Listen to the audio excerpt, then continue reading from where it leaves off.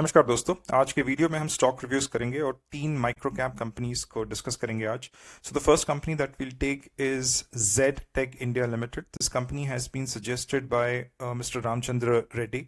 So this company builds sustainable theme parks. So sustainable theme parks contribute 77% to the top line of this company, top line revenues of this company. Civil engineering contributes around 13% and wastewater treatment contributes around 5% to the top line. Government contracts पे company एक तरह से अपना 57% business manage करती है. Private is around 43%, right? So this is a category creator in urban sustainability parks. So the business model it has this EPC business model and build operate transfer का business model. So I just give you a pic of what this company actually does. तो ये theme parks अगर आप देख रहे हो, ये company ये सस्टेनेबल थीम पार्क्स बनाती है और ये कैसे बनाती है वो भी उन्होंने यहाँ पे डिस्क्राइब किया है. So welcome to Lucknow's first waste to Wonder Park, UP Darshan Park. This park features small replicas of 16 famous monuments from the state constructed using, ये important है, waste materials such as iron scraps, scraps of four-wheelers, rolling shutters, rusted almiras, tire rims, bicycle frames and household iron waste among others. तो basically ये जो भी scrap मिलता है या फिर scrap प्रोड्यूस होता है उसको रिसाइकल करके ये जो पार्क्स है जो आप देख रहे हो, सस्टेनेबल थीम पार्क्स है, ये कंपनी एक तरह से बनाती है. And the business model which it has is the EPC business model plus the build order transfer business model, right? So this company has an order book of around 164 crores which is 1.8x FY25 sales.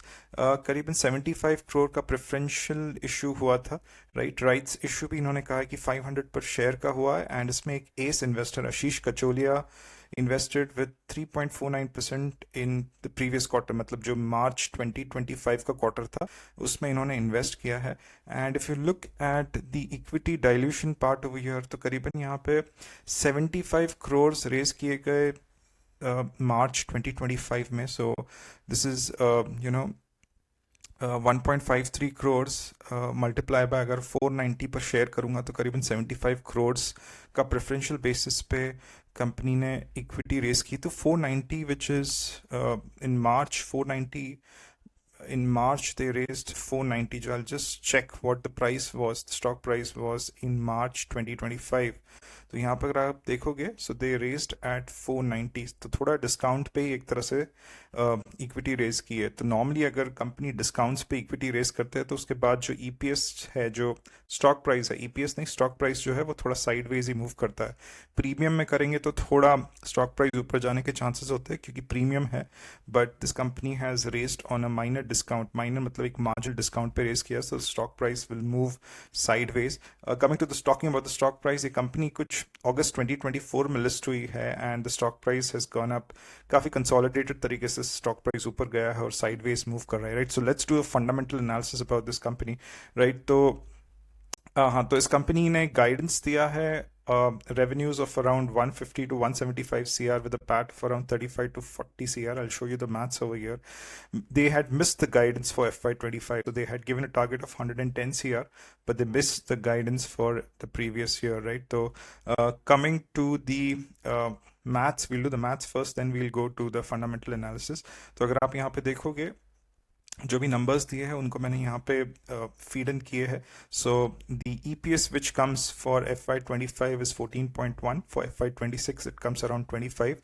So there is a sales growth increase और a percentage EPS growth. Sales growth तो already ऊपर आ जाता है. EPS growth of around 75% is what the company can see. तो 75% is a decent sales growth, decent EPS growth, assuming that the company does not dilute equity at a faster pace. मतलब already अगर कुछ और equity dilution करेगी तो फिर obviously 70% का EPS growth नहीं आएगा because EPS is nothing but your PAT divide by total number of shares, right? तो compounded sales growth for the last 3 years is 46%. Last year is 40%. Decent sales growth, profit growth.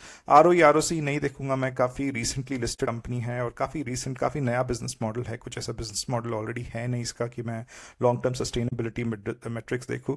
एक जो है वो total addressable market जो recycling का है काफ़ी बड़ा है, तो वो एक तरह से इंपॉर्टेंट यहाँ पे कुछ इम्पैक्ट पड़ता है.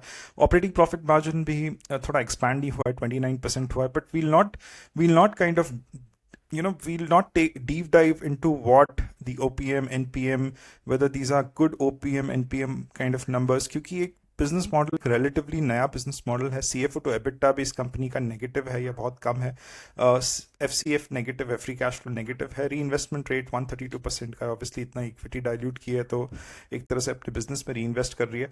57% जो बिजनेस आता है वो गवर्नमेंट्स के साथ आता है, इसकी वजह से रिसीवेबल डेज जो है वो थोड़ा ज़्यादा है, क्योंकि गवर्नमेंट थोड़ा लेट पे करता है। That's why they have to take a lot of short term debt, so that gets kind of highlighted on the balance sheet.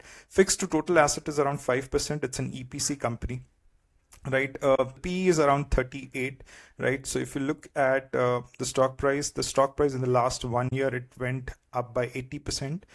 The EPS went up by 70%. So the contribution to the stock price by PE is around 10%. So it was largely the earnings which took the stock price up. इसका PE जो है वो 38 है, right? The growth of this company is 40% or more than 40%. तो कहीं ना कहीं 38 का PE अगर justified है तो फिर justified है, right? So if you look at the sales growth of the company, will it give a sales growth of more than 15% for the next couple of years? I think yes. Sectoral tailwinds, ये जो recycling का एक major sectoral tailwind है, that is going to come into play over here. EPS growth भी 25% से ऊपर आ जाएगा. It's a cyclical business? No, I don't think so. It's a cyclical business. Sustainability is not a cyclical business. Profitability, I'm not sure. मैं ज़्यादा इसमें delve नहीं करूँगा कि 10% है, 5%, 12% है. अगले साल का अगर आप देखोगे तो completely different numbers आ सकते हैं, right? Predictability, if you see, there is no predictability of cash flows because of the reasonable receivables part which we discussed कि थोड़ा पेमेंट का इशू होता है. गवर्नमेंट है, बट कंपनी ने हाईलाइट किया कि गवर्नमेंट पेमेंट सही वक्त पे दे रहा है, प्राइवेट जो फर्म्स हो रहे हैं वो सही वक्त पे पेमेंट नहीं दे रहे, तो वो भी एक इशू है, right? Can the balance sheet support growth? Yes it can. थोड़ा इक्विटी डाइल्यूट किया है, डेट वगैरह ज़्यादा लॉन्ग टर्म नहीं है, मतलब शॉर्ट टर्म डेट है बट टर्म डेट नहीं है, right? Is the stock undervalued? I am not sure if the stock is undervalued. I feel it's undervalued because it's growing at around 40-45%, but the PE is around 38, so I think that is undervalued. But it's a micro cap company. इसमें भले एक ace investor invested है, and he has bought around 3.19% stakes in this company, which is one of the leading indicators which normally people see when they invest in micro cap companies. So this was a brief about this company, ZTech India Limited. We'll go to the next company now.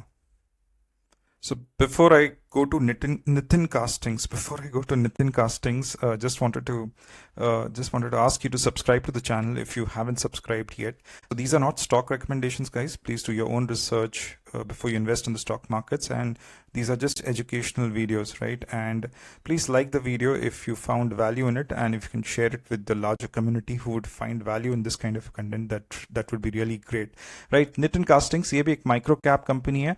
It manufactures alloy steel castings. तो मैं pick दिखा देता हूँ ताकि idea आ जाए कि ये जो स्टील के जो अलॉयज होते हैं, राइट, ये कंपनी मैन्युफैक्चर करती है. केडिया ग्रुप को बिलोंग करती है, तो पेरेंटेज थोड़ा स्ट्रॉन्ग है इस कंपनी का, right? And it has a diversified product basket with valves, castings, roller, rings, etc. with a large set of clients. तो client concentration risk नहीं है, and it is spread out across multiple industries. तो ये end user cyclicality उसको काटने का एक तरीका होता है. You have multiple end users, like मतलब स्टील में हो, सीमेंट में हो, पेट्रोकेमिकल में हो, you kind of get into end users or customers who are spread across multiple industries, right?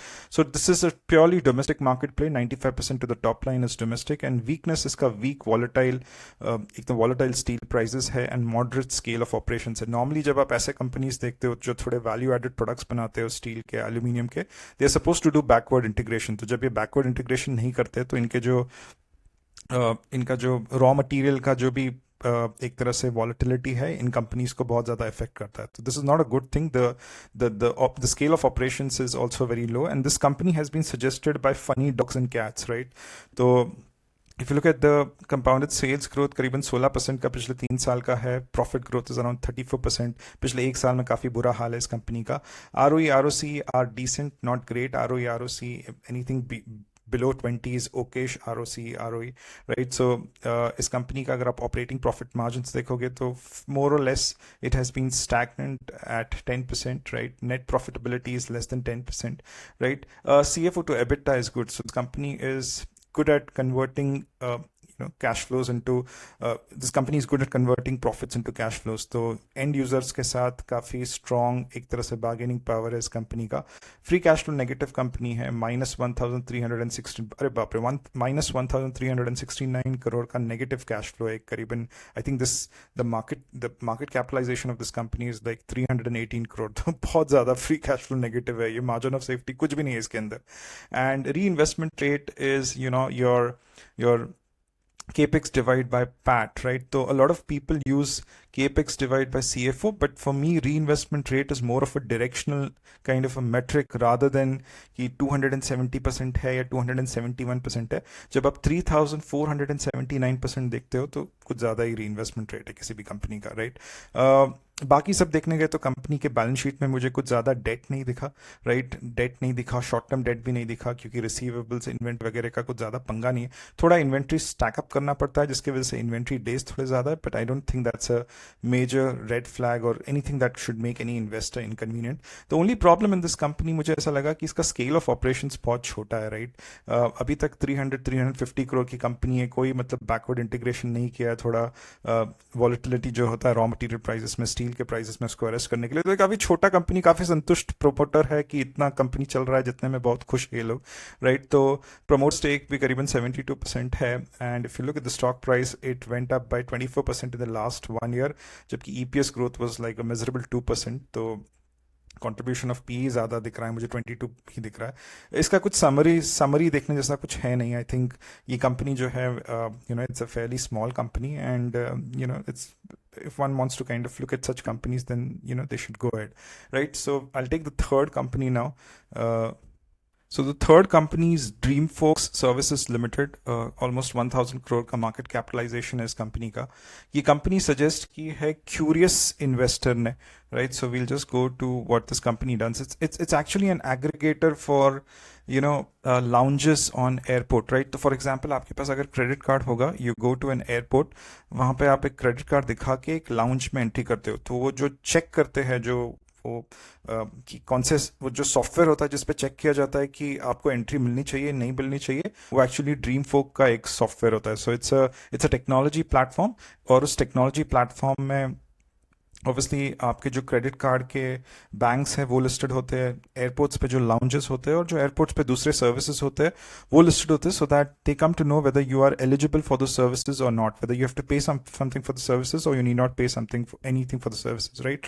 So lounges contribute to 85% of the top line. इस कंपनी का रीसेंट डेवलपमेंट, इसके बारे में जो न्यूज़ फ्लो आया है पिछले एक हफ्ते में, वो काफ़ी नेगेटिव न्यूज़ फ्लो है. तो Axis and ICICI banks have stopped programs on this application. तो एक तरह से अपना जो ये लाउंज का जो प्रोग्राम है, एक्सिस और आईसीआईसीआई ने वो एक तरह से विड्रॉ कर लिया इस कंपनी के पोर्टल से, राइट?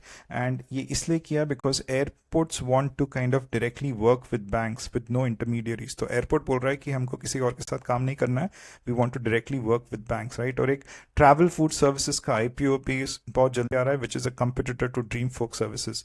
तो इसके कारण स्टॉक प्राइस बहुत टूटा है, और मोतीलाल ओसवाल का जो स्मॉल कैप फंड था वो करीबन 7.11 से 3.12 स्टेक्स आ गया, तो ऑलमोस्ट आधा कर दिया है, right? So there are concerns around the moat of the business model कि ये अगर समझो इंटरमीडियरीज को हटा दिया जाए, अगर एयरपोर्ट्स डिसाइड करे कि इंटरमीडिएट्स की कोई ज़रूरी नहीं और डायरेक्टली बैंक्स के साथ ट्रांजैक्ट करे, तो ड्रीम फोक सर्विसेज जैसे प्लेयर्स का क्या होगा? और बहुत सारे एयरपोर्ट्स जो है वो इनका जो लाउंज बिजनेस है उसको अक्वायर करने के भी पीछे पड़े. तो बेसिकली ये कंपनी काफ़ी बुरी हालत में है एक तरह से. तो अगर आप देखोगे यहाँ पे इसका स्टॉक प्राइस बहुत ज़बरदस्त तरीके से करेक्ट हुआ है पिछले 6 महीनों में. जब इसका आईपीओ हुआ तो बहुत हो हल्ला हुआ था इस कंपनी के बारे में कि बहुत ज़बरदस्त कंपनी है, टेक प्लेटफॉर्म है और बहुत आगे बढ़ेगी, बट ऐसा कुछ नहीं हुआ इस कंपनी के बारे में. अगर आप इसके नंबर्स भी देखें तो एवरेज नंबर है पिछले 3 साल के, अगर आप 60 kind of sales growth, average नहीं काफ़ी अच्छे है. पिछले 1 साल के एवरेज है 14 and -5.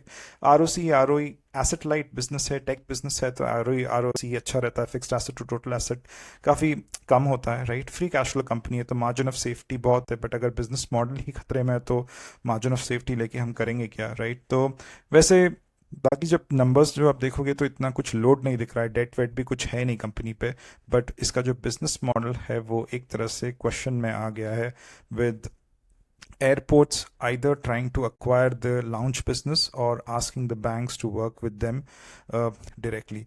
So again, I've not give you a summary of the analysis क्योंकि इसका news flow इतना positive है, business model खतरे में. So I think the signal is very, very clear, right? So these were the 3 companies, guys. If you want me to analyze any other companies, please mention the names in the comment box. Thank you very much for your time. Please do take care. Bye-bye.